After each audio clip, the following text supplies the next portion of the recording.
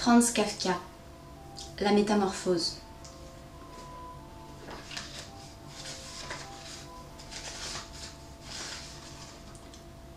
Lorsque Grégor Samsa s'éveilla un matin au sortir de rêves agités, il se retrouva dans son lit, métamorphosé en un énorme cancrelat.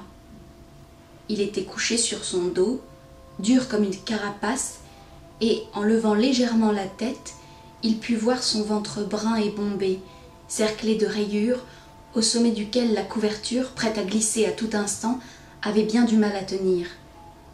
Ses nombreuses pattes, d'une minceur pitoyable comparée à l'arrondi de son corps, papillotaient désespérément devant ses yeux. Que m'est-il arrivé, pensa-t-il? Ce n'était pas un rêve. Rien ne venait troubler le calme de sa chambre entre les murs familiers, une vraie chambre humaine, quoiqu'un peu petite. Au-dessus de la table, sur laquelle était étendue une collection d'échantillons d'étoffes, Samsa était représentant de commerce, se trouvait l'image qu'il avait peu auparavant découpée dans un journal illustré et suspendue dans un beau cadre doré.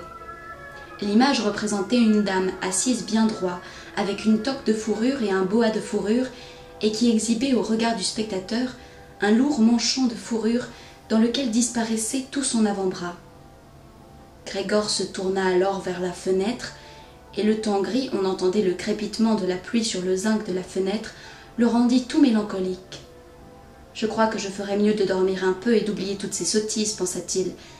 Mais cela lui était bien impossible, car il était habitué à dormir sur le côté droit, position qu'il ne pouvait adopter dans son état actuel. Il avait beau se jeter de toutes ses forces sur le côté droit, il revenait à chaque fois sur le dos. Il essaya bien une centaine de fois, en fermant les yeux pour ne pas voir ses pattes qui s'agitaient, et n'abandonna que quand il commença à ressentir une douleur sourde et légère comme il n'en avait jamais ressenti. « Ah mon Dieu, pensa-t-il, j'ai choisi un bien pénible métier, tous les jours en voyage.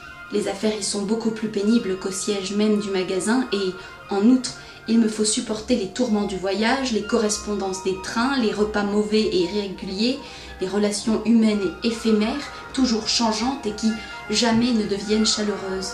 Que tout cela aille au diable. » Il sentit une légère démangeaison sur le ventre et se traîna lentement sur le dos vers le montant du lit où il pourrait plus facilement lever la tête. Il trouva l'endroit qui le démangeait et qui était recouvert d'une multitude de petits points blancs qu'il aurait été bien incapable d'identifier. Il voulut tâter l'emplacement avec une patte, mais, parcouru d'un frisson à ce seul contact, il la retira aussitôt. Il se laissa de nouveau glisser dans sa position initiale.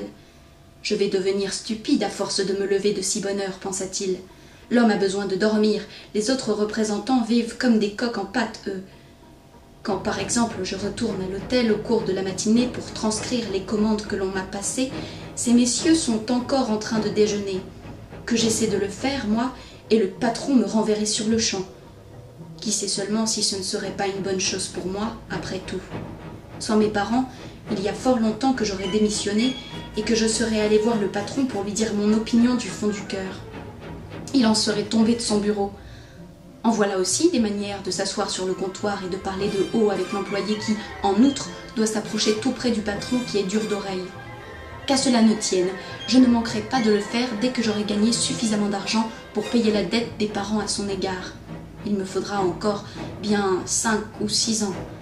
Alors je franchirai le pas. Mais en attendant, il faudrait me lever, mon train part à 5 heures. Il regarda le réveil, dont on entendait le tic-tac sur la commode. Dieu du ciel, pensa-t-il, il était 6h30 et les aiguilles trottaient en toute quiétude. Il était même la demi passée et il serait bientôt moins le quart. Se pourrait-il que le réveil n'ait pas sonné? Du lit, on voyait très bien qu'il était correctement réglé pour sonner à 4 heures. Il avait certainement sonné, mais était-il possible de continuer à dormir tranquillement avec cette sonnerie qui faisait trembler les meubles?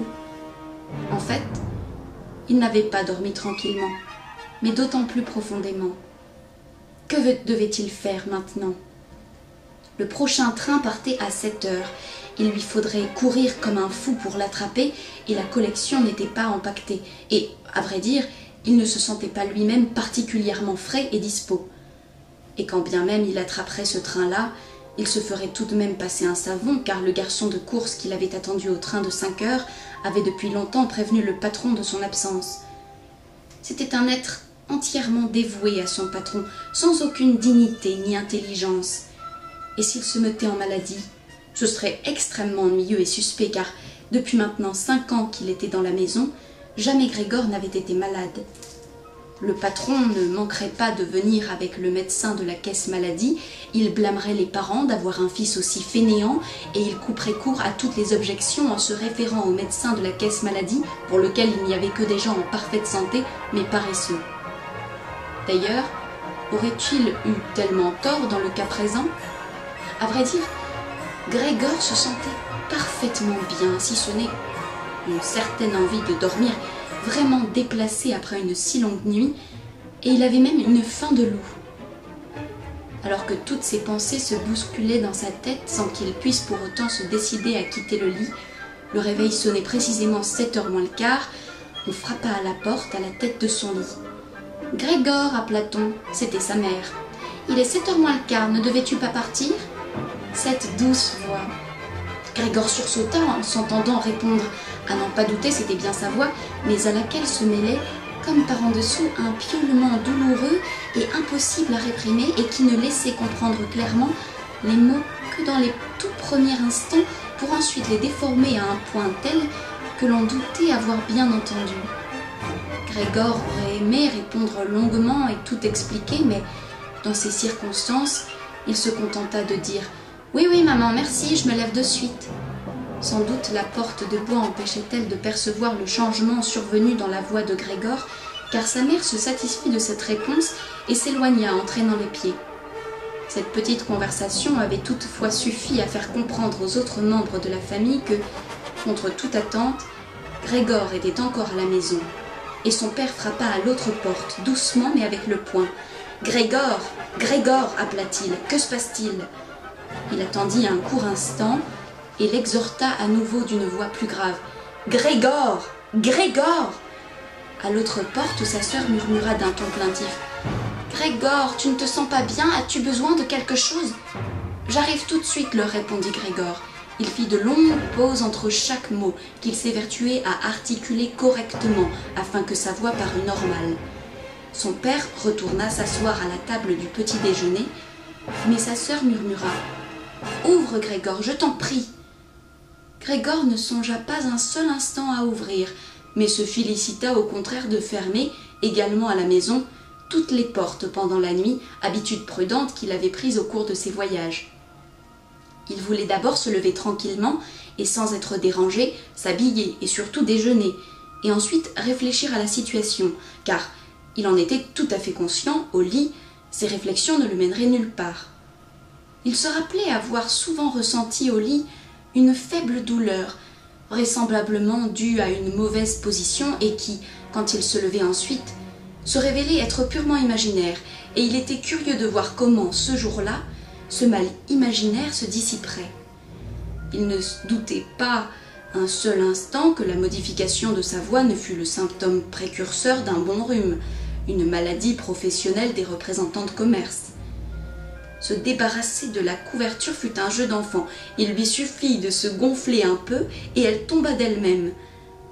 Mais la suite fut plus difficile, et surtout parce qu'il était extrêmement large.